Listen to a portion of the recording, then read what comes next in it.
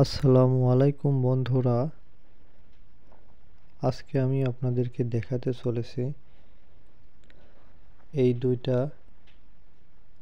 মোরগ মুরগি কিভাবে আপনারা বাড়িতে দেশাল মুরগিগুলা যেভাবে পালে ওইভাবে ওই সিস্টেমে কিভাবে এগুলাও পালন করবেন।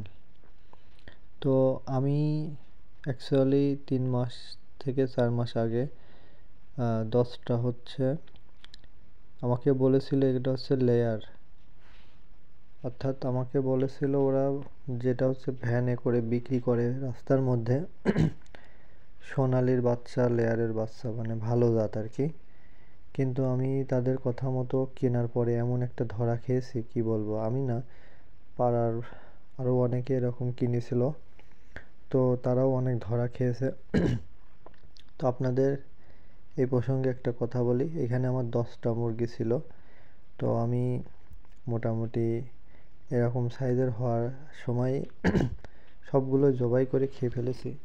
তো আর এই দুইটা আছে, তো এইগুলো এখন মোটামুটি ছেড়ে দিয়েই বাইরের এইভাবে ছাল মিক্সড করে খুদ, যেগুলা প্রাকৃতিক পদ্ধতিতে দেশাল মুরগি পালন করা হয় সেই পদ্ধতিতে পালন করছে। তবে তারপরেও আমার মানে খুব ভালো লাগে, এরা আমার সামনে যখন আসে খাই, এদের দেখলে আমার খুব ভালো লাগে।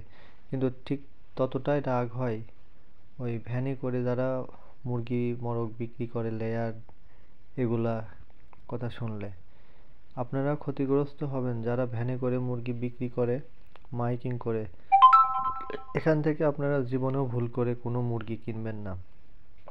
আপনারা সবসময় কোনো দোকান থেকে, ঠিক আছে, যারা ফিডের বিজনেস করে তাদের সাথে বিভিন্ন ফার্ম থেকে কিনে নিয়ে আসবেন।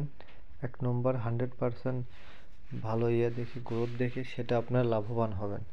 আর আপনার ভ্যান থেকে ক্রয় করবেন, জীবনেও আপনারা ওটা দিয়ে বিজনেস কিংবা কোনো কাজে লাগাতে পারবেন না। মানে ওদের গ্রোথ তো নাই। 3 মাসে যদি এরা এতদিন, 3 মাসের বেশি এদের বয়স, এরা এইটুকু সাইজ হয়েছে। অথচ যদি আপনি পোলট্রির বাচ্চা নিয়ে এসেও পালতাম, তাহলে চিন্তা করেন 1 মাসেই কিন্তু এর থেকে অনেক বেশি হয়ে যেত ওজন।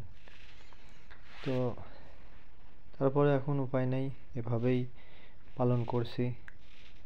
আর এর পাশাপাশি নতুন আরও অনেক পোলট্রির বাচ্চা আছে, সেগুলোর ভিডিও আসবে, ঠিক আছে। সাবস্ক্রাইব করে রাখুন, ইনশাল্লাহ খুব সুন্দর সুন্দর আপডেট ফার্মের অনেক চিত্র দেখাবো সামনে আপনাদেরকে।